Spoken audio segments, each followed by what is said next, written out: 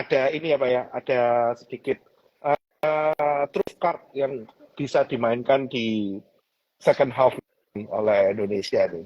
Nah, kira-kira Pak Fahrul tanpa berlama-lama, minggu kemarin IHSG kita koreksi secara expected ya sebetulnya karena kita udah berapa kali Iya. reject dari 7.000 dan kita tes di area bawah IHSG yaitu di 0910 sampai 0920 dengan pelemahan dipimpin oleh big banks dan outflow dipimpin oleh big banks. Jadi mungkin kalau teman-teman Iya, kan melihat seperti yang udah bahas. Iya. betul. Jadi kalau teman-teman udah ngeliat secara seksama, selama seminggu lebih nih, 2 minggu lah, ini big banks terjadi outflow dan inflow hanya terjadi di big banks yaitu BNI karena valuation wise menurut saya murah sih memang. Nah, ini kira-kira gimana nih Pak? Dengan kondisi DXY yang menguat, tapi kita tahu ternyata komoditis juga nggak melemah nih. Beda dengan satu kuartal sebelumnya, di mana komoditis dihajar habis-habisan karena dari faktor supply juga belum membaik, dari faktor demand belum membaik, dan DXY-nya juga menguat drastis. Nah, di kuartal kali ini, DXY-nya pun sebetulnya tidak ada pelemahan ya Pak ya.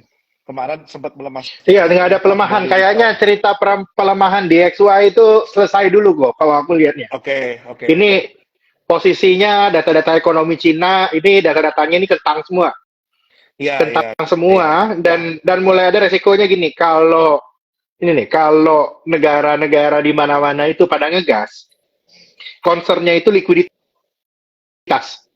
Oke. Kalau ceritanya ada concern likuiditas, itu berarti mau nggak mau itu long dollar trade sih. Itu yang aku lihat mulai ada kondisinya itu berubah. Itu kan udah mulai aku bahas di pertemuan kita bulan lalu kan ya. Ya.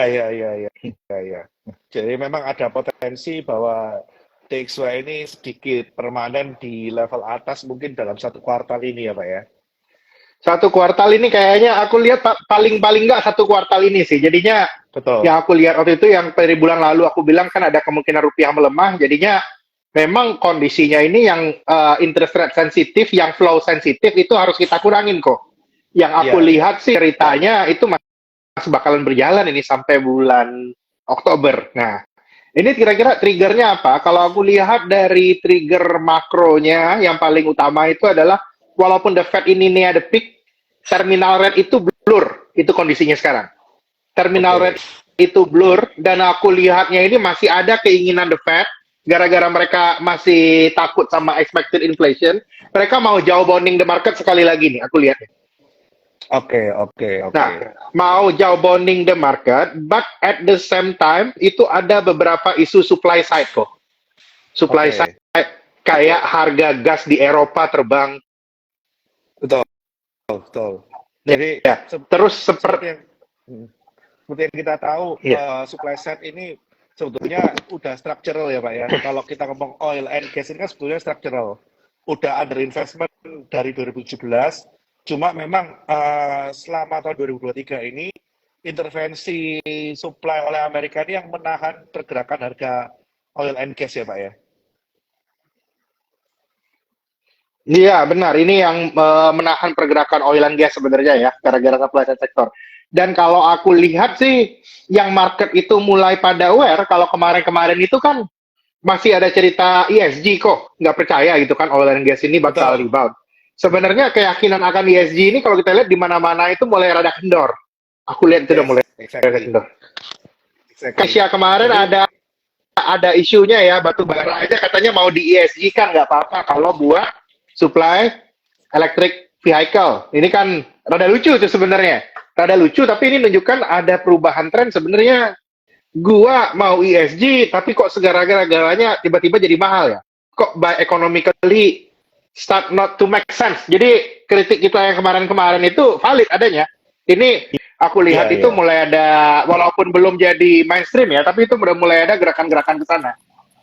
Iya, karena kalau kita lihat kan sebetulnya ESG ini penggeraknya adalah negara Eropa yang notabene nggak punya resource, Pak. Nggak punya resource. Lu lihat itu yang apa yang terjadi kan, harga gasnya terbang. Ujung-ujungnya kere kok. Kalau ikutin ESG ini Betul. kere. Jadi karena itu yang aku Betul. lihat, nah kondisinya yang menarik itu, tapi ini kondisinya ini kalau the back of inflation threat, selalu kalau inflation trade ini aku lihat ini ada inflation trade. Ini inflation trade yang lagi kejadian ini mungkin itu mirip kayak peristiwa terpilihnya Donald Trump. Itu waktu itu inflation trade itu masif kan. Bond dibuang, komoditi naik, dan aku lihat ini kejadian lagi sekarang. Karena itu dari bulan lalu, kalau follow call-nya saya di Trimegah, saya short bond, long commodity. Ini ini masih menjadi apa namanya ya trade yang bakalan menarik ini sampai paling nggak sampai bulan depan lah. Itu yang aku lihat. Ya, ya. Jadi kalau memang posisinya sebagai bond trader, ya ini ada shock dalam waktu pendek lah ya Pak ya, yang kita bisa manfaatin untuk trading.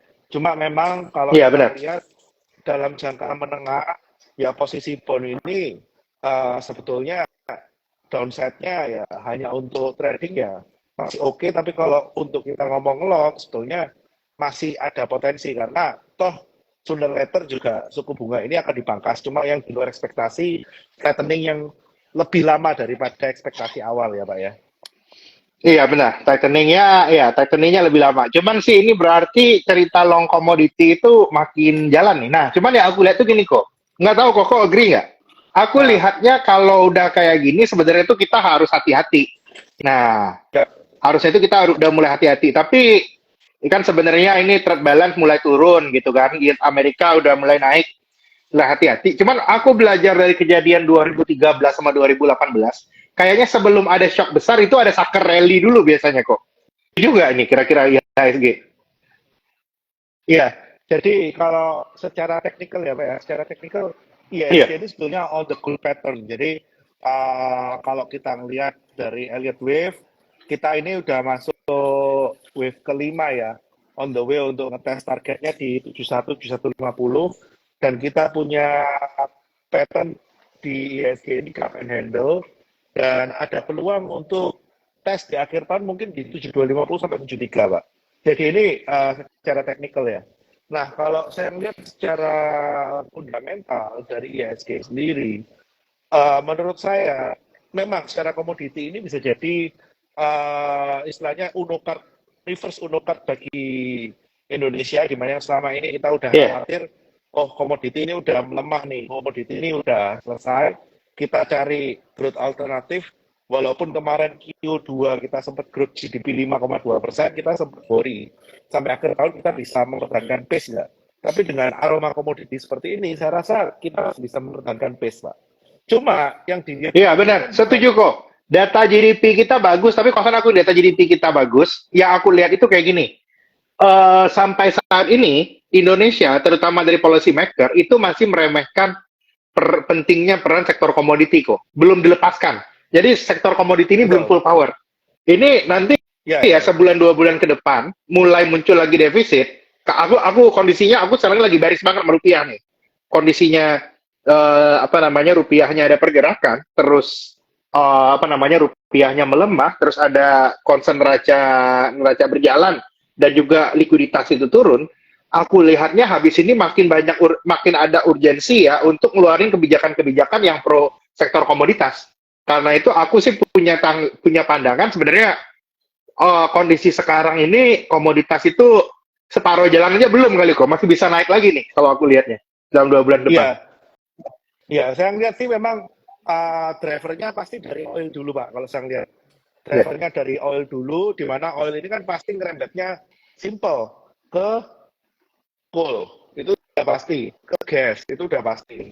Dan yang mungkin saya sempat cerita sama Pak Fahrul 2 bulan lalu ya Pak ya, mengenai stok koper. iya, Global koper itu kan sebenarnya udah shortage ya Pak ya.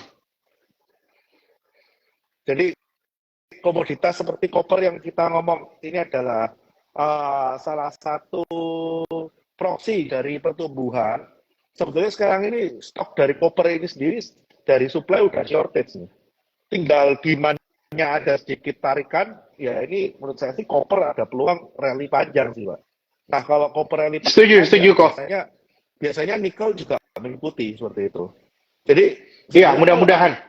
betul, kalau kali ini sih saya melihat kalau mungkin 2022 winner komoditi ini kan kita lihat ada di coal ya, coal dan energi. Call. Tapi kalau Iya. di 2023 ini saya melihat mungkin winner komoditinya ada di nikel dan copper nih. Pak. Oke, boleh kok. Kalau koper aku agree kok. Cuma kalau nikel menurut Koberan udah nggak oversupply lagi sekarang. Nah, kalau nikel ini bukan rally sih bagi saya, cuma dia akan kembali ke high base-nya dia. Karena secara Oh, kembali ke high struktural base-nya ini dia. nggak Paling ada nggak rally. turun lah ya. Betul, betul. Jadi bearish-nya dia udah selesai. Jadi kenapa kok seperti itu? Kita tahu kalau nikel ini kan sesuatu komoditas yang sangat sensitif untuk penopang demand-nya dia, yaitu EV. Jadi nikel ini kalau Iya. mahal, ya nggak akan kepake juga gitu kan. Jadi dia masih akan dijaga pada harga Oke. produksinya dia. Jadi at least dia udah nggak akan tes di bawah 20.000 lagi, mungkin balik di antara 25 sampai 27.000. Itu adalah angka ekonomi dia yang dapat diserap oleh industri. Nah, yang menarik ini nanti kopernya nih, Pak. Oh, koper ya menariknya kayaknya ya. Ini yang masih banyak upside-nya kayaknya koper ya. Aku belum terlalu liatin gue. Betul, Nanti aku cek juga koper. Iya, harusnya menarik. betul. Karena saya melihat ini pattern-nya seperti pattern nikel di tahun 2021 akhir. Nikel di tahun 2021 akhir itu dia mengalami shortage on ini ya, supply side di LME itu berturut-turut dari udah 8 bulan kan. Akhirnya dia Iya. tertahan sampai Tsingshan sendiri sampai shock gitu kan. Nah, MDK ini sama Pak kasusnya. Jadi stok di LME-nya udah berbulan-bulan di area bawah nih. Jadi saya melihat copper ini menarik nih. Oke, energi is one thing, tapi kayaknya kali ini winnernya copper nih. Oke, iya ya kayaknya widernya koper kali ini ya. Itu lebih menarik. Iya, iya. Jadi sesuatu yang mengandung copper nih kayaknya good. Oke. Ya. Aku nggak terlalu matiin koper, tapi generally on commodity side aku setuju sih. Itu bakalan harusnya masih ada Iya, momentum. Kalau CPO, kalau aku justru senang banget sama CPO sekarang Niko. Ini kayaknya kita udah iya, tinggal nunggu kabar baik aja gitu dari sektor CPO. iya. Kalau CPO itu sebetulnya susahnya gini, Pak. Simple. Ini tuh kalau lagi manis diperes, kalau lagi asam gelempangan semua company-nya. Ya, ini sih memang ada potensi rebound ya, Pak. Saya kan juga udah mulai collect beberapa CPO yang gede-gede ya. Cuma memang menguji kesabaran sih, Pak, CPO ini. Tapi kelihatan sih memang Iya, nguji kesabaran. udah Ini udah beberapa sih udah tes bottom ya. Seperti itu sih. the test bottom kalau aku lihat udah waktunya ini sih udah naik. Soalnya kalau kita lihat juga harga pupuk juga udah membaik nih kok. Harga pupuk kan juga udah Betul. nggak terlalu tinggi. Harga pupuk udah turun. Terus kalau kita lihat itu usia supply juga udah makin turun dari tahun ke tahun. Aku lihat secara struktural nih ini udah tinggal tunggu waktu aja nih kapan CPO diapresiasi sama market. Betul. Nah, sebetulnya ini, Pak, kalau saya lihat yang tadi Pak Farul bilang, ada satu garis bawah, eh ini komoditas ini sebetulnya masih setengah jalan karena banyak kebijakan yang sebetulnya belum pro komoditas gitu kan, Pak. Salah satunya yang saya Iya. lihat itu royalti ini, Pak. Struktur royalti terhadap HBA. Walaupun HBA, perhitungan HBA-nya barusan direvisi ya, Pak ya. Tapi itu kan lebih menguntungkan eh, pengusaha batu bara dengan kalori rendah nih, perhitungan HPA yang baru. Yang kalori tinggi sepertinya belum banyak menerima manfaat penurunan royalti. Sedangkan royalti sendiri ini kan bagi perusahaan batu bara ini sangat penting. Karena di IEP, Iya. di average selling price sekitar 120, 130, beban royalti ini bisa hampir 2 kali HPP, Pak. Terutama kalau kalorinya Oh iya. gitu kan. Dari 40 sampai 50 US dollar per ton itu dengan royalti bisa lompat sampai 80 US dollar per ton. Itu kan luar biasa ganas ya royaltinya. Nah, kira-kira gimana Iya, Pak? ganas Kalau banget ya. kalau dari sektor kebijakan. Oke. Kalau aku sih punya pandangannya itu agree sekarang kok. Kalau aku sekarang itu my bad. Habis ini kayaknya Indonesia defisit lagi dan pemerintah habis ini pasti immediate nyari solusi dan aku lihat ke depannya sih nggak bisa nahan-nahan komoditi lagi ya. Itu yang aku lihat mereka hal-hal yang nggak favoring komoditi kayak tahun kemarin itu misalnya mau ada DMO terus royaltinya nggak oke untuk orang Indonesia terus ngejaga-jaga harga minyak goreng. Aku lihat ini sekarang udah nggak bisa lagi ini kok. Gara-gara permasalahannya habis ini ya aku lihat kalau nggak dikasih itu rupiahnya bisa kena. Itu yang aku lihat. Ini jadi ada perubahan Iya, on the policy side. Itu aku betting 3 bulan ke depan sih. Karena pelan-pelan ini problem di rupiahnya mulai kelihatan nih. Ada mulai problem makro ya. Kalau kemarin-kemarin nggak masalah. Kalau iya, kemarin-kemarin nggak masalah, soalnya impor kita belum naik. Kalau sekarang impor kita udah naik ini kok, udah mulai siklus siklus ekonomi kita mulai naik. Ini kalau nggak dibiarin itu, kalau menurut aku jadi rada apa namanya, gampang kepanasan ntar mesin ekonomi kita. Itu pasti betul, ya betul, beberapa betul. udah mulai ada yang ngobrolin ya. Betul, betul. Jadi kalau buat teman-teman yang belum sadar, kemarin juga ada pengumuman cadangan devisa Indonesia. Cadangan devisa Pasti Indonesia turun. selama bulan Agustus itu turun karena intervensi ya. Jadi bayangin, intervensi aja mentok 15.150 tuh. Itu kondisi dalam rupiah intervensi itu. Bayangin Ya. kalau kita lepas intervensi. Seperti itu. Jadi untuk saat ini kita memang punya 38 kali surplus. Nah, kayaknya nih pelan-pelan surplusnya ke arah defisit nih. Karena kemarin surplusnya oke, memang kita dari ekspor meningkat, tapi kita juga satu sisi impornya bukan turun ya, tapi ketahan ya Pak ya, karena menunggu respon. Impor ini lagi itu yang aku lihat Benar, benar, jadinya benar. on this side aku jadi rada ini jadinya. Tapi at this point kalau aku bilang ya commodity related ini harus harus rally lagi itu yang aku lihat di kondisi kayak sekarang. Nah, kira-kira nih Pak, kan ini kan ada yang ongoing ya, yang paling dekat itu penahanan THE apa minimum 3 bulan. Nah, apakah ini efektif, Pak? Ini efektif kok. Apakah Ini ini sudah efektif kalau kita lihat kemarin itu pertumbuhan deposit apa namanya dana pihak ketiga FX kita itu udah naik 15% year on year. Efektif. Cuman itu akan efektif kalau dolarnya masuknya lagi banyak juga. Habis ini dolar masuk itu turun. Itu permasalahannya. Oke, DHE ini efektif tapi siklus kita itu udah nggak siklus banyak dolar lagi. Ini siklusnya udah siklus dolar supply kita turun habis ini secara natural. Jadi DHE oke, ini hanya akan bisa nahan, tapi tidak akan merubah trajektori apa namanya pelemahan rupiah yang masih bakalan kejadian. Itu yang aku lihat di DHE ini sekarang. oke. Oke, Bang. Nah, kita kan tahu nih, Pak, bahwa dari sektor tool sendiri kita ini sangat membutuhkan kebijakan yang diharapkan oleh pelaku usahanya. Ini kan penurunan royalti. Tapi di satu sisi, kalau royalti ini diturunkan, peluang defisit Indonesia semakin gede. Nah, ini kira-kira gimana nih, Pak, pendapat Pak Farul nih?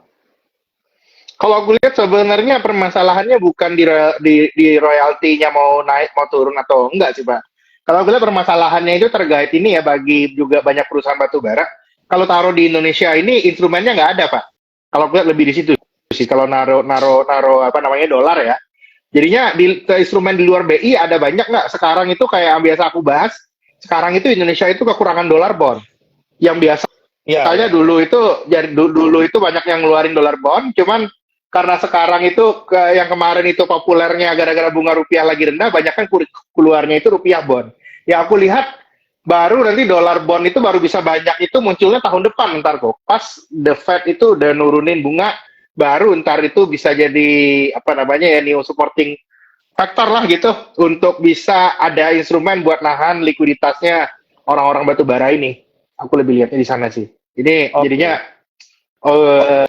apa ya ini bang. Tapi kedepannya aku lihat nih posisi pemain batu bara ini lagi naik habis ini. Pemerintah sama BI bakal butuh Iya, iya. buat mau jaga devisa dan nggak mungkin ini udah mau pemilu kok.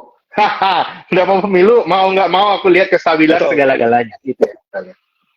Nah, maksud saya gini, Pak. Kan ini kan posisi tawar dari pengusaha batu bara kan lagi bagus nih.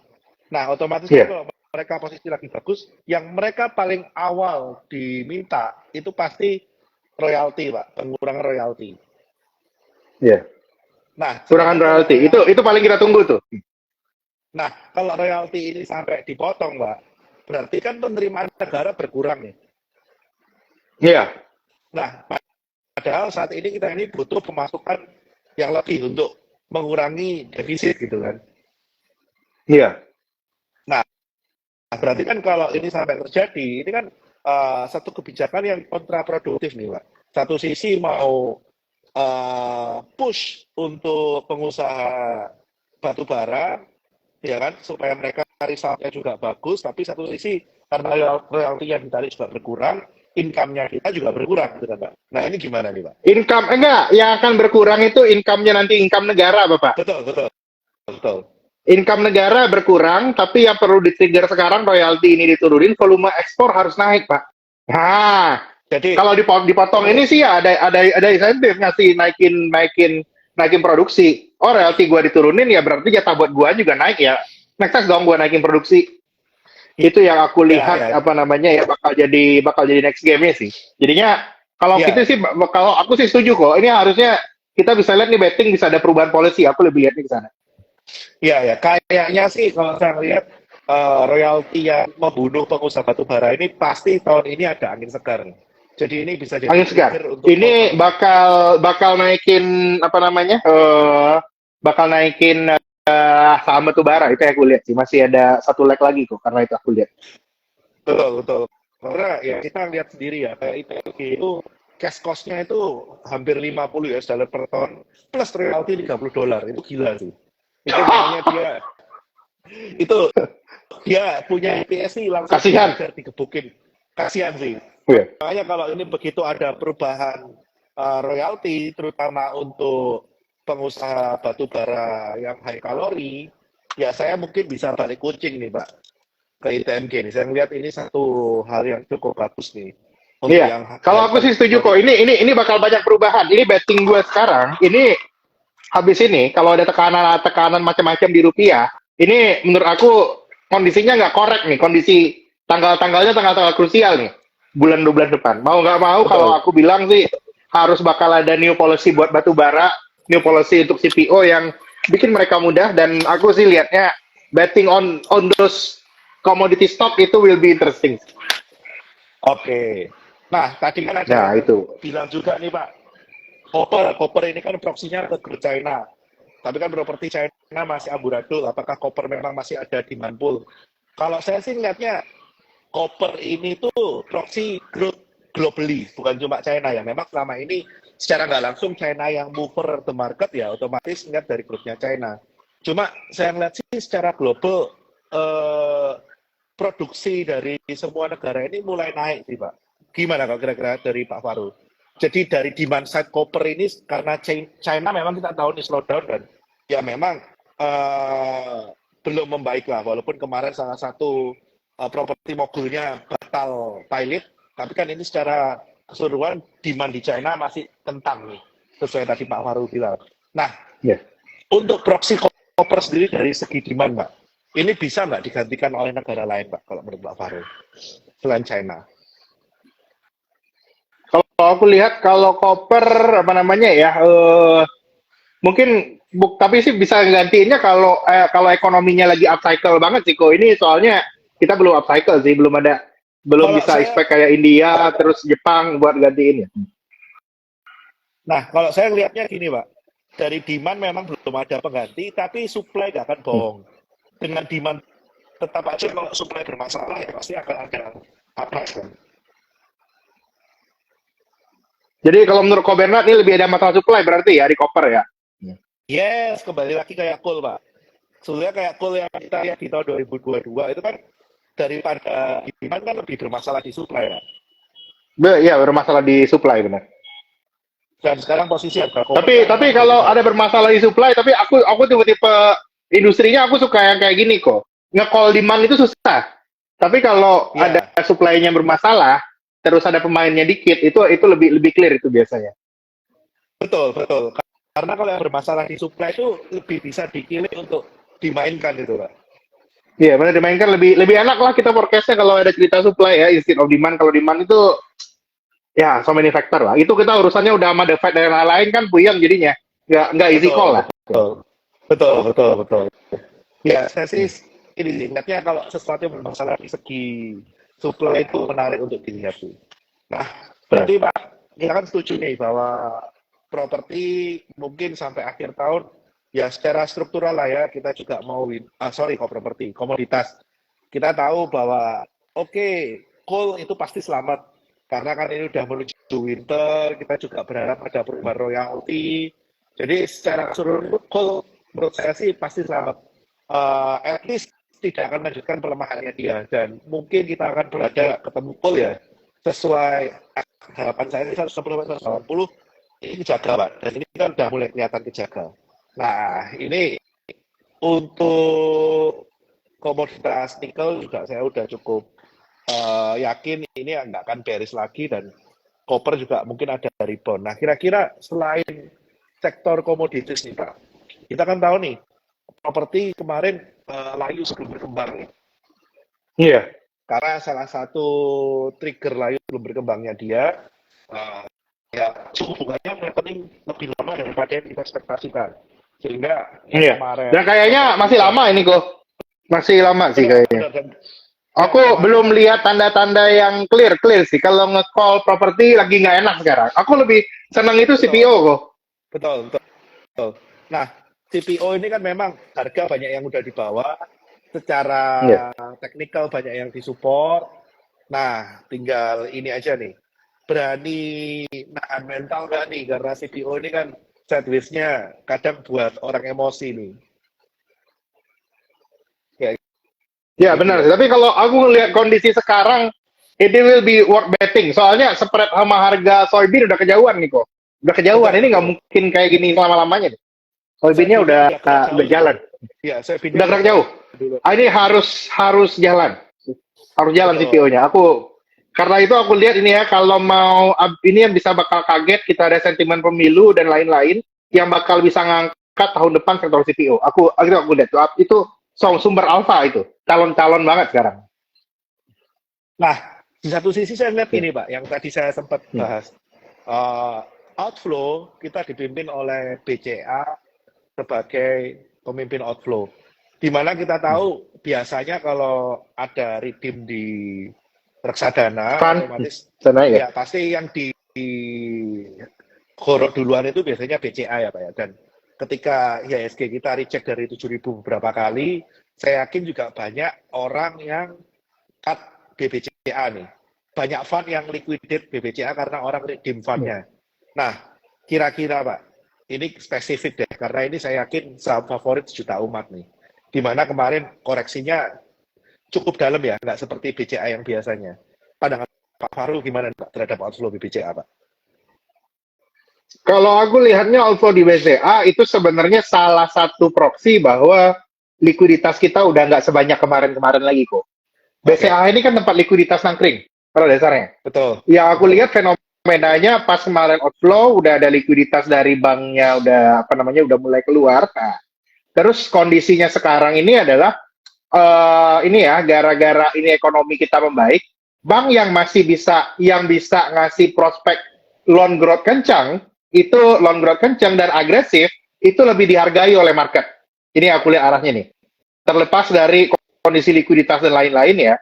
Karena kondisinya itu ekonomi mulai ofensif, liquidity itu mulai berkurang, aku lihat sebenarnya BCA ini ya dari sisi tactical perspektif ini memang lagi nggak terlalu favorable kok. Wajar ya aku ceritain tadi BNI yang lagi agresif, yang lagi di appreciate market. Betul. Itu kita lihat. Betul. Kita ada di fase itu tuh, growth naik tapi liquidity hilang. Ini sekarang. Makanya mungkin nanti sebagai pemimpin result di Big Banks, tahun depan mungkin growth yang akan cukup mengagetkan kayaknya BNI ini Pak ya. BNI, aku setuju. Waktu itu Kobera pernah ngobrol, aku berpikir ya setuju kok. BNI ini bagus, walaupun ini ya, tapi implikasi berhasil atau enggaknya kita lihat 2-3 tahun lagi ya. Kalau sekarang aku lihat oke nih, emang kayak BNI ini yang diperlukan yang berani, right? Tapi loan quality dan lain-lainnya 2-3 tahun lagi kita judge ya. Cuma kalau setahun ini aku agree. Ini kita lihat dia bisa naik dulu. Loan quality kita lihat dari manajemen baru lah. Seperti apa, seberapa prudence mereka dalam memberikan loan untuk mengejar mereka punya growth. Ini yang yes. Saat ini market pegang reputasi mereka aja. Ya, ini benar. Pegang reputasi mereka. Baru setahun 2 tahun lagi lihat result pada dasarnya. Betul. Itu yang aku lihat. Aku setuju sih. Jadi kayak yang aku sih masih kayak call-nya masih default kayak bulan lalu ya, kayak Big Bang aku kurangin. Big Bang kurangin, aku gas BNI komoditi menarik ya itu Pak ya. ya. BNI tapi BNI menarik, BNI menarik ya. Itu secara Walaupun teknikal kalau kan BNI panjang-panjang banget, aku belum yakin kok kalau panjang-panjang banget kok. masih Karena skeptis dia kan pada dari dasarnya itu investor. gini gayanya BNI itu kan gini pada dasarnya. Dia itu ambil barang-barang bagus di saudaranya. Itu PR gaya sekarang kan. Yes, Cuman yes, mau seberapa banyak? betul. Nah itu nanti nih saudara-saudaranya pikiran belum ke situ tuh. BNI doang yang masih ke situ. Ya, ya, Sampai tahun depan ya. masih bisa jalan. Tapi masa tinggal diam lama-lama ya kan? Itu nanti mungkin pertanyaannya how they Ya, sustain. ya. Itu tuh aku lihatnya. Itu kok. Kalau aku sih lihatnya kayak gitu kok ya. Big Banks aku BNI tetap nggak tahun suka. ini pokoknya BNI mungkin kalau BNI harus pegang Big Banks itu BNI aku suka. Commodity related. Oke, nah ada yang nanya INKP nih. INKP hitungan aku masih commodity related. Kalau aku sekarang itu lihat komoditi, kurangin banks. Kalau aku menurut aku ya, consumer udah selesai kok. Ini walaupun ada orang mau cerita pemilu, kalau aku sekarang udah jual consumer kok. Semua cerita pemilu yang ya, hype itu udah selesai. Yang belum orang price in habis ini raw material rebound sama rupiah kita melemah. Itu menurut aku udah hurdle baru dari situ. Yang market ya, belum ya. price in. Ya, ya. Jadi kalau kita lihat memang beberapa consumer ini udah membuat lower low ya Pak ya. Jadi yang bisa diharapin cuma memang untuk short trade. Makanya Short di trade. Aku lihat kayaknya consumer selesai ya. benar. Kalau Makanya, berapa kali aku juga bilang consumer 80% kayaknya udah selesai, udah game. makanya kalau dari warga 88 mungkin notice itu udah ada 2 bulan consumer yang selama ini di atas jurnal, saya udah buang di bawah, komoditi saya taruh di atas. Mantap kok. Iya iya, kalau aku lihat sih setuju sih. Consumer udah selesai nih, udah puas lah. Mau Betul, return betul. berapa sih ya? Udah healthy return lah, banyak bisa SCBP bisa Mungkin 30% mungkin yang lebih, itu udah masih enak lah. survive mungkin retailnya mungkin ya Pak ya. Retail high end, jangan lupa retail Benar, high end. benar. Terus Midi, kayak consumer retail AMRT mungkin masih ada peluang sih Pak, saya lihat. AMRT, Midi aku suka. Itu cerita tahun depan itu. Cerita tahun Betul, depan betul. ini ya, mungkin bedanya ini, kalau semua orang masih bahas pemilu, aku bilang cerita pemilu basi. Itu sudah price in di harga consumer sebulan 2 bulan terakhir.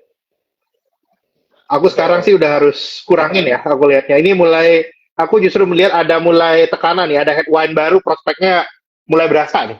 1, 2, 3 problem udah mulai kelihatan depannya. Ya, ya. Jadi kalau kita lihat kayak contoh lah MAPI yang kemarin paling perform, ini juga tekanan jualnya nggak main-main sih MAPI ini. Ya ramai kayaknya. Iya, iya, iya. Kayaknya memang lagi ada rebalancing lah dari fund untuk mulai Yes. ngalihin dia punya porto, dan kita lihat beberapa barang yang selama ini adem ayem, komoditas yang selama ini adem ayem kayak MDMA, itu juga udah mulai dapat inflow, ADMR udah mulai dapat Buy inflow inflow. gitu kan. Oke, iya. Benar. Jadi memang kayaknya sih komoditas begitu sih. Jadi kemungkinan akan ada tes di 7.050, 7.100. Setelah itu mungkin koreksinya cukup dalam Pak, bisa ke 6850 sampai Iya, 9. karena itu Dan aku lihat habis ini ya on commodity driven cerita ini kita bakal ada sucker rally. Ini rupiah bisa naik benar. 15.3, 15.500, tapi IHSG-nya rally dulu kok. Betul, betul, betul. Rally dulu komoditi. Tapi habis itu aku lihat ya nanti rupiahnya makin goyang, makin ada tambahan goyangan, baru kita sadar oh ternyata Indonesia mau digaskan juga ada hurdle baru nanti bisa koreksi. Itu yang aku lihat.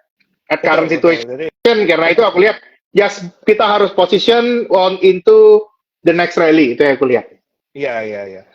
Walaupun ini koreksinya nggak akan dalam sih Pak. Nggak akan dalam, ya nggak dalam, nggak rusuh.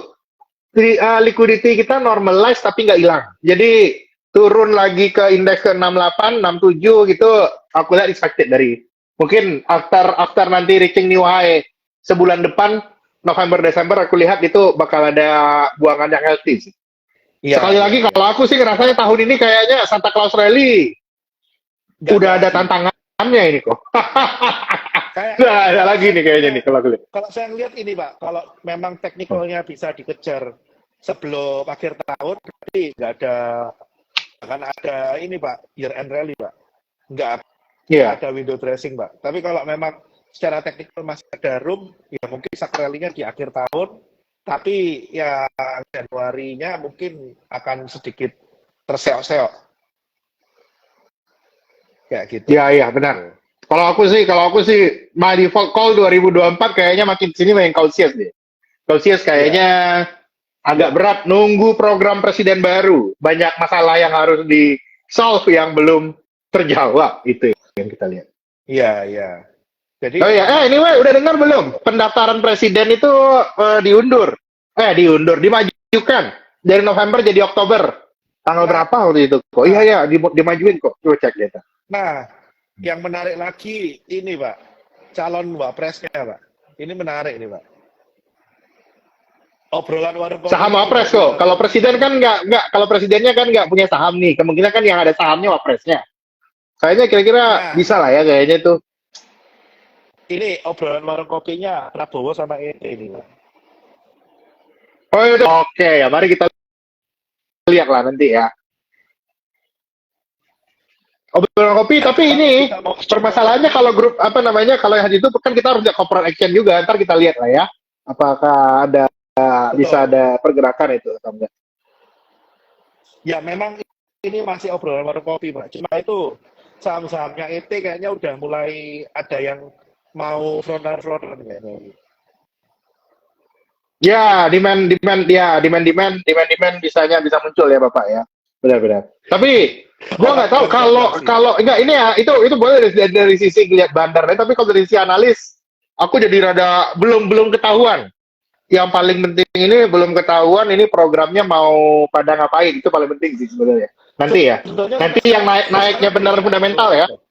kayaknya Belum ada sama sampai sekali. sekarang belum ada yang jual program, Pak. Masih jual nama kok ini, Pak. Belum ada yang jual program sama Iya, sekali. iya masih jual nama, belum ada yang program yang gerang yang kira-kira masuk akal, kita belum dengar. Ntar lah kalau ada, harusnya ini tema obrolan kita bulan depan ini kok.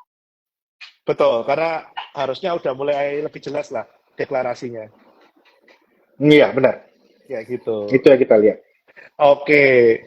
Nah, mungkin ini Pak, sebelum kita menutup sesi kita, jadi saya coba rangkum eh, yang berhubungan dengan ekspektasi suku bunga turun dalam Q3 mungkin akan mundur. Jadi properti Mundur, properti mundur. ini Aku lihat koreksi Big Bang lanjut lah ya. Kalau kata aku ada rebound kurangin lah. Aku masih kok pas bulan betul, lalu juga sama beberapa kali aku ada online juga atau bilang itu ya Big Bang kurangin lagi. Masa ya soalnya valuasinya ini udah nggak masuk kok. Aku iya memang itu premium cuman gimana ya? Karena aku ini ya kalau menurut aku ya salah satu yang earnings risk-nya itu paling gede habis ini itu Big Banks.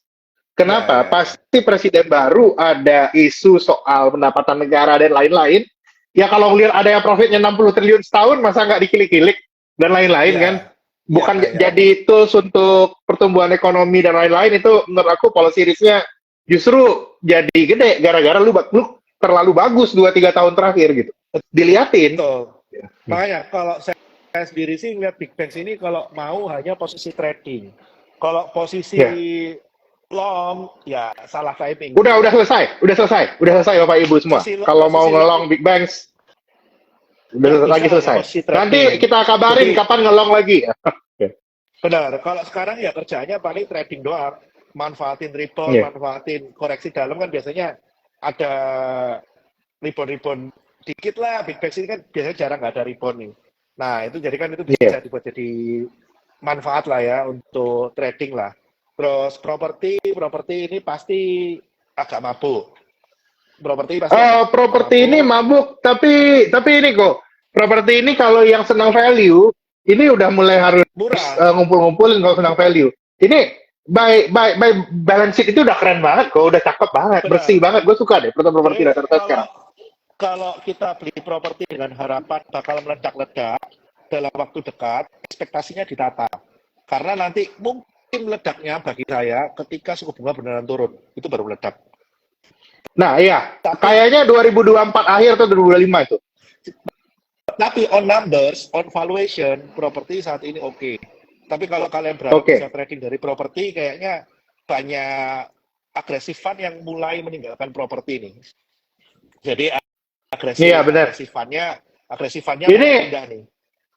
ya, properti ini kayak waktu dulu kita ngomongin di Clubhouse ngomongin batu bara 2020 akhir kok. Rasanya Ya, mirip. Dibenci, nggak ada katalis, cuma balance sheet udah bersih. Udah tinggal betul, nunggu terbang. Tapi nggak ada katalis betul, lama. betul. Bakal dibully dulu ya kalau properti bagus value tapi bakal dibully dulu sama market. Marketnya Betul. paling ya lu naikin dihajar lagi balik. Harus sabar lah. Tapi at least nggak kayak CPO, Pak. Nggak kayak CPO 2 tahun Iya. terakhir. Result bagus, harga bagus, tetap digorok sama kebijakan. Yes, belum kelihatan. Ya, Ntar itu nanti. Itu nah nanti itu pas harapannya turun presiden baru, isunya tenaga kerja butuh proyek baru lah. Itu baru nanti itu perusahaan propertinya jalan itu kita lihat. ya. Jadi kalau CPO sih saya mungkin kali ini setuju dengan betting Pak Farul. Sama seperti Gold yang mungkin posisi tawarnya juga ke pemerintah cukup tinggi. Kalau pemerintah ingin mengejar angka ekspor, ya kalau Gold dari penurunan dia punya royalti, kalau di CPO ya itu jangan terlalu banyak intervensi lah. Iya. Intinya kalau di CPO ini jangan dirusuhin lah pada dasarnya. Diam aja pada hidup, diam aja naik. Ini kan nggak naik Yang gara-gara penting dirusuhin nih. benar, yang penting nggak ada intervensi aja udah cukup. Iya benar. Ini Yang sudah penting benar nggak ada. itu ini ya ini tuh lu kayak punya anak nakal kok. Kalau nakal itu kan biasanya lu buang kemana juga hidup kan tahu bisa survive kan. Ya udah itu sebenarnya asal nggak direcokin. Kalau direcokin justru dia apa namanya marah balik gigit balik. Ini nih kejadian ini. Betul. Ini makanya Nah, itu yang paling kita butuh ini gimana CPO ini bisa balik. Ini yang nah, yang satu kalau sisi yang saya harga lihat kalau ini, harga kalau harga juga kalau lihat teknikal macam-macam CPO udah ini nih udah bottom lah sama aku lihat nggak bisa serendah ini lah harus naik. ya beberapa harga CPO ini sebetulnya udah bagus untuk koleksi, Pak, asal sabar. Iya. Terus bank jagoan saya, BTN, ini kayaknya tarik nafas dulu nih. Karena properti relate-nya secara industri oke, cuma secara flow kepengaruh. Jadi lebih bersabar nih. Kecuali dia ada silat yang luar biasa ya dari manajemen baru ya. Kayak gitu. Terus saya ngelihat juga ini Pak, yang mungkin buat perhatian teman-teman, yaitu tadi yang saya simpulkan dari Bapak, kita akan masuk ke era baru US dollar yang kemarin kita sempat 14.8, 15.1, mungkin kayaknya sekarang 15.1 sampai 15.4 Pak menurut saya. Pak. Iya, benar kok. Ya, itu teknikal aja tapi aku lihat kok ini bakal ditarik kok. Dolar dolar Iya, rupiah ini iya, iya. nggak kuat kita. Nggak kuat. Jadinya kalau aku lihat ini tempat kita nge-hedge ya kita harus beli saham-saham kalau dolar naik. Paling clear Benar, ya itu komod benar. karena itu judul kita kan komoditas sang penyelamat kan jadinya. Betul, betul. Ya, jadi buat teman-teman yang mungkin aware di jurnal Warga 88 ini kita udah bullish komoditi mungkin sebulan 2 bulan ya. Nah, buat teman-teman Iya. yang belum join sama Warga 88 itu komoditi bisa dipikirkan sih. Sekarang masih belum telat untuk Belum, belum, bottom fishing. belum telat sama sekali. Komoditi belum sama sekali. Aku sekarang Ya, pesannya tinggalkan konsumermu beli komoditi. ya kecuali kalau memang diehard ICBP, diehard INDF, valuasi murah, ya oke lah buat tektok-tektok. Cuma kalau mau dapat duit, kayaknya kurangin tambah ke komoditi deh kayaknya. Setuju, setuju. Konstruksi belum dibahas karena saya nggak mau bahas Pak. Konstruksi itu kartu mati bagi saya.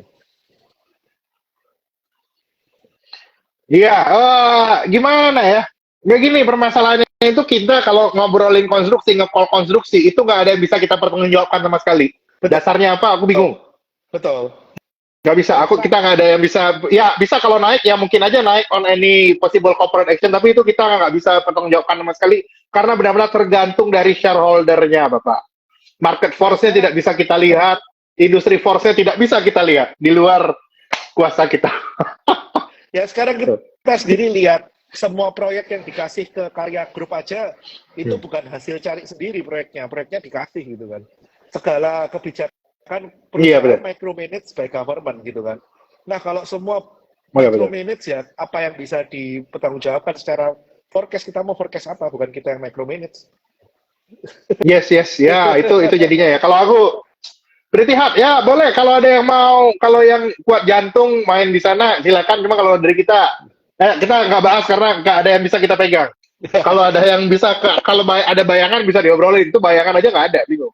Bagi saya Pak, saya masih bisa cuan tanpa beli saham konstruksi, ngapain cari penyakit. Ya benar, benar sekali. Ntar lah, ntar. Kalau aku ini ya, yang paling aku butuhin itu gini, tanda-tandanya itu obligasinya kelarin dulu tuh construction. Betul, betul. Begitu kelihatan dia udah mau ngelarin kewajibannya pada bondholder, baru stockholdernya bisa beneran nafas sih, baru baru worth betting. Betul, betul, betul. Dan saya lihat ini Pak, yang satu lagi yang mungkin lagi anget nih, dari tadi ada yang tanya tuh, Hmm. EBT. Ya, EBT sih secara global, fund-fund mulai suka sih ya kalau menurut saya. Dan pilihan di kita kan saat ini, ya pemainnya baru 3 ya yang legit ya, Arco, Kin, PGO, mungkin nanti Star Energy. Ya Iya. kalau menurut saya sih, karena mereka size-nya kecil, fund-fund juga mulai ngelirik, walaupun fund ini alokasinya baru kecil, tapi karena mereka likuiditinya terbatas, efeknya juga bagus gitu kan. Nah, Iya. kalau dari pandangan Pak Faru sendiri gimana Pak terkait EBT ini? EBT ini memang cerita masa depan, tapi di fasenya ini mirip kayak bank digital 2 tahun yang lalu, Pak. Nah, bedanya gini, bank digital itu terbang, market cap-nya bisa nggak karuan, banyak lagi barangnya, gara-gara likuiditasnya ini besar sekali. Nah, EBT Betul, ini kasusnya itu mirip. Kasusnya mirip, cuman emitennya lebih sedikit dengan suplai likuiditas juga nggak sebanyak tahun 2021. jadi Nah, mungkin jadinya apa yang akan kita ya. Jadi juga kalau mau naik ya ini naik based on expectation aja. Kalau mau betul, dibilang betul, apa namanya tadi Arkokin PGO, kalau dibilang mau naik ya naik aja terus, ini bakalan aku lihat selama cerita historinya itu bakal naik. betul, Tapi betul. nanti ya kalau aku lihat, tapi kalau untuk valuation nama yang lain-lain bisa belum bisa kita pegang. Ya, Ini mirip itu mirip nanti kayak ini sorry kok, Pak. mirip kayak rally-nya Nvidia di Amerika Serikat. Ini Nvidia-nya Indonesia. Ya, ya, Cuma ya. kalau mau kita lihat itu kenapa? Apa yang orang beli dari Nvidia? Ini satu-satunya AI player yang apa namanya yang legit, yang memang bakal jadilah gitu dari hulu ke hilir, belum ada saingannya. Kalau kita menemukan hal kayak gini, itu the only way of the stock price is up. Dan ini aku Betul, lihat juga itu masih fasenya di energi baru terbarukan itu di sini. betul. Karena pilihan terbatas, likuiditas kecil pun bisa menaikkan harga. Karena Yes, nah dengan iya antara itu karena itu kalau bilang mau naik ya naik lagi aja. Mungkin betul, ini 50% increase or any beggar itu bisa aja naik. Tapi betul, kembali ke kasus nantinya seperti bank digital, by the end of the day valuation-nya belum justify. betul. Itu harus hati-hati nanti ini. Pastinya nanti ada kayak gitu. Kembali lagi semua ke earning. Ingat, mungkin sekarang Ya. ada beberapa saham green energy EBT yang kita merasa, oh kayaknya masih oke, kayaknya masih price in, tapi ketika nanti kita ngomong harganya udah jadi 2 kali lipat, itu udah nggak murah loh. Iya. Karena earningnya belum seperti itu, belum mencerminkan. Jadi buat teman-teman belajar dari bank digital, ingat numbers is everything. Jadi kalau kalian tahu ini kali ini EBT, wah flow-nya bagus, ini bisa naik, itu ya pilihan terbatas. Demikian juga Pilihan kalau terbatas nanti, seperti ini ya, kayak zaman dulu, jaga resiko masing-masing aja. betul, Selalu aku bilang gitu. Kalau jangan lupa, kayak zaman Arto dulu kok. Hah? jangan lupa pilihan terbatas benar. Tapi ketika orang mau keluar, semua keluar dari barang yang kecil loh. Jadi jangan lupa ini bisa jadi segitiga nih. Ntar ya paling ya itu mungkin ya ada cerita laginya lah nanti di sana. Itu kita lihat. Chartnya bisa jadi segitiga bermuda nih. Jadi Nah, jadi ya kalau main-main ini aku selalu ingetin, main-main ini kalau aku tuh lihat kok ya, aku selalu ngeliat average daily turnover-nya itu berapa. iya, Habis iya, itu iya. Bapak Ibu, kan kita retail ini Bapak Ibu, bukan market maker kan, bukan fund kan. Kita harus Jangan mikir if berlagak. something kejadian, Lu itu berani mau buang itu berani berapa hari? Lu tipe Betul. yang mau sabar kalau harus keluar itu 3 hari, 5 hari, atau harus 1 hari keluar? Kan ada orang yang mentalnya kalau apa 1 hari keluar. Jadi kalau Betul. 1 hari keluar, kalau aku punya ini ya, harusnya itu sekali buang itu kita jangan sampai jadi satu papan. Nah, itu paling hati-hati itu. Jangan karena Betul. problem problem retail masuk seringkali kayak gitu tuh ya. Iya, jadi seringkali nggak tahu diri terhadap size. Terus saya kalau ini ya, ini aku aja, ini ilmunya fund manager yang retail harus punya. Tiap ada dengar saham bagus, langsung tanyain sama yang bilang itu average daily turnover-nya berapa miliar. Betul, Jangan betul. bilang saham bagus, average daily turnover cuma 2 miliar, 3 miliar kok. Wah, nanti nanti Bapak Ibu masuk, wah itu nanti udah naik sendiri kan sahamnya ya. Dan ini yang saya pesenin satu, Pak. Saham kalau lagi bagus, itu biasanya turnover naik. Yang dilihat Turnover jangan naik, benar. turnover jangan dilihat turnover saat ini, tapi lihat turnover sebelum dia naik. Sebelum dia naik, kita harus ya, benar. Nah, bandingin itu ketika turnover balik ke situ, Bapak Ibu siap nggak jual di kondisi turnover kayak gitu? Nah, Bisa penting itu. dibuang nggak? Bisa buang nggak? Pertanyaannya itu kalau main saham kecil, terutama cerita-cerita dulu ya, cerita zaman tech, terus juga cerita yang kayak ini, kita harus pastiin kita bisa buang. Isunya bukan masuk cerita-cerita kayak gini, isunya tuh keluar. Betul. Masuk Isunya tuh masuk gimana gampang, keluar, Pak. itu dia. Nggak mungkin Masuk masuk gampang, tanpa kan? ada barang, Pak. Mau masuk berapa pun Ya. bisa. Barang dikasih itu mah yakin gua dikasih dapat. Keluarnya coba lu ntar ya. Oke, jadi mungkin ini sudah merangkum semua pembicaraan sesuai tema kita hari ini. Jadi buat teman-teman ingat komoditi ini anginnya udah bagus. Komoditi ini nggak terbatas cuma buat energi. Lihat yang lain-lain juga yang relate ke komoditi. Kontraktornya juga pasti akan kecipratan kalau komoditinya bagus ya Pak ya. Jadi ya semua yang relate ke komoditi kalian lihatlah atur posisi masing-masing. Kalau diomong telat, enggak lah, masih banyak yang posisi di bawah kok komoditi. Seperti itu. Mungkin dari Pak Farul ada penutup Pak. Oke, ini penutup. Kalau aku lihatnya gini, pada dasarnya kayak ya di mungkin ya ada yang ikut sama apa namanya online saya beberapa waktu terakhir. Aku sih lihatnya market ini bakal ada satu kali lagi sucker rally nih. Tapi sucker Yes. rally ini biasanya itu bikin orang euforia ya. Dan aku lihat triggernya ini bakal dari komoditi. Dan aku lihat sih selalu di market seperti ini stay sober, Bapak Ibu sekalian. Selalu harus tahu diri dan sadar diri kita ini siapa. Nah, kita Betul. ini siapa ini dalam artian tujuan investasinya gimana, size-nya berapa, hitung. Nah, ini kalau udah Betul. kondisi-kondisi kayak gini, karena ya aku lihat itu yang harus di-notice sekarang, likuiditas itu mengetat di perbankan. Likuiditas itu mengetat di perbankan, biasanya mau nggak mau juga likuiditas di pasar saham sooner or later itu bisa juga terimpact. Rally masih bisa terjadi gara-gara ekspektasi pertumbuhan, after that kita harus berhati-hati terhadap depresiasi rupiah. Itu aja pesan saya. Masih bisa rally, tapi hati-hati. Karena bisa berubah jadi sucker rally. Oke. Kitanya nggak rally, kitanya yang disaker ntar kok. Itu yang hati-hati. Oke, ya itu ya teman-teman. Ingat porsi, ingat positioning, jangan terlalu ini ya over optimis. Iya, iya, Jangan soalnya kondisinya agak beda waktu masih kita Juni Juli bilang masih naik, kita masih oke itu market. Cuman betul, trennya mulai betul, Agustus ini kelihatan mulai ada musuh baru nih. Nih, betul, ini betul. musuhnya biasanya likuiditas. Ini yang harus kita sama-sama hati-hati ya. Oke Pak Faru, terima kasih buat waktunya. Kita ketemu lagi bulan depan. Kayaknya kita bulan depan bahasnya seputaran cawapres nih kayaknya. Kita bahas bukan capres ya kok, cawapres. Buat market Capres ternyata oke, nggak butuh. capres Cawapres ya, oke oke oke. Oke, Siap siap thank siap. you Pak Ntar ini Faru. ya, ini aja nih, ini pengumuman enggak kalau nggak salah itu 14 Oktober. Ntar kita habis pengumuman cawapres aja. Kita bikin Betul sekalian. online-nya, cakep. Jadi kita bisa ngeraba lah cawapresnya ini mau ngapain nih setelah 14 Iya. Oktober.